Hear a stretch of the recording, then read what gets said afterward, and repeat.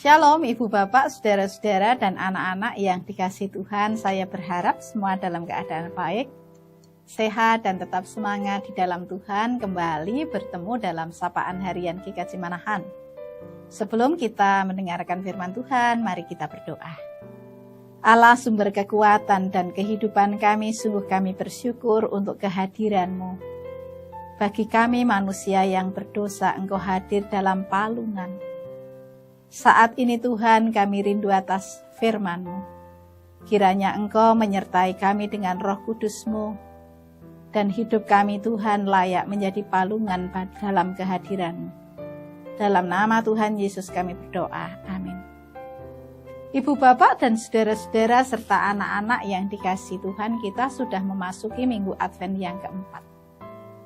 Tinggal beberapa hari lagi kita akan merayakan kelahiran Tuhan Yesus Kristus yang lahir di sebuah kandang dibungkus dengan kain lampin dan dibaringkan dalam sebuah palungan.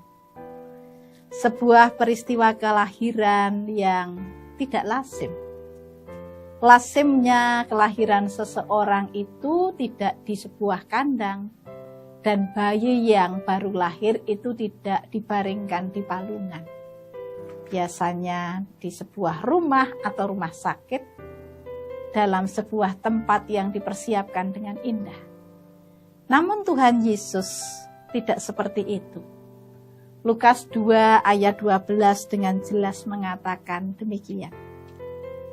Dan inilah tandanya bagimu, kamu akan menjumpai seorang bayi dibungkus dengan lampin dan dibaringkan dalam palungan. Apa itu palungan? Palungan itu adalah tempat makanan hewan. Beda sekali dengan palungan yang menjadi tempat Tuhan Yesus dibaringkan. Tentu palungan ini kotor, bau.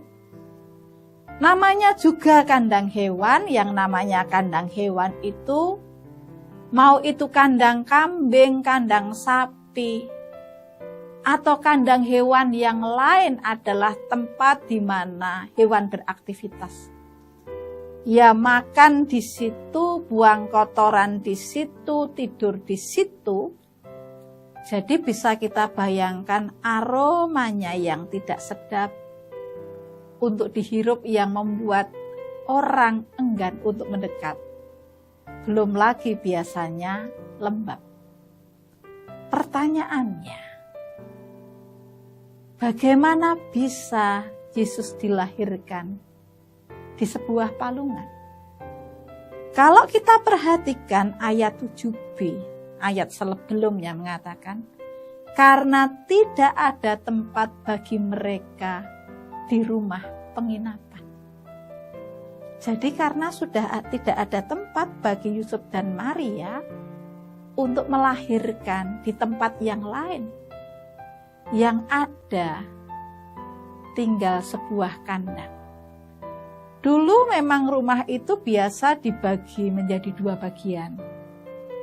Bagian pertama adalah bagian untuk keluarga dan juga para tamu. Bagian yang kedua adalah untuk hewan-hewan mereka. Kandang itu tempatnya tidak sentral, namanya juga kandang.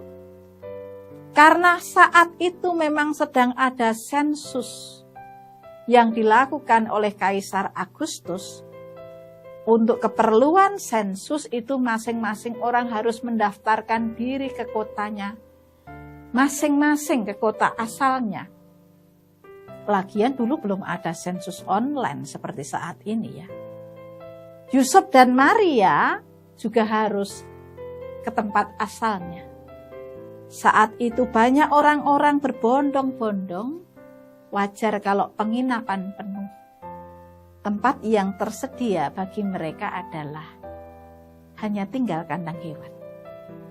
Tentu ada pesan yang hendak disampaikan ketika Tuhan Yesus itu lahir di sebuah kandang dan dibaringkan di palungan. Hanya saja apa pesannya?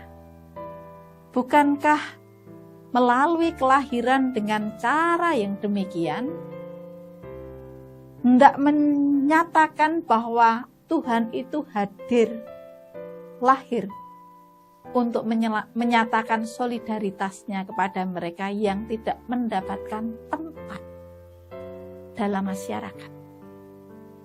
Kalau kita renungkan, saat ini banyak orang yang sebenarnya tidak mendapatkan tempat, yang ditolak, yang dimarginalkan, yang dibully, atau yang disingkirkan. Mungkin karena fisiknya, mungkin karena status sosialnya, mungkin karena beda keyakinan, mungkin karena masa lalunya, mungkin karena orientasi seksualnya, atau karena kegagalannya. Mereka dianggap tidak layak dan tidak mendapatkan tempat. Kedatangan Yesus di Palungan memberi tempat kepada siapapun yang selama ini tidak mendapatkan tempat. Mungkin saat ini kita juga tidak mendapatkan tempat, tidak diterima, diabaikan, dijauhi, disingkirkan. Harus dibuang. Yakini Yesus hadir di situ. Dan ini saatnya bagi kita gereja ketika kita berada dalam Advent yang keempat.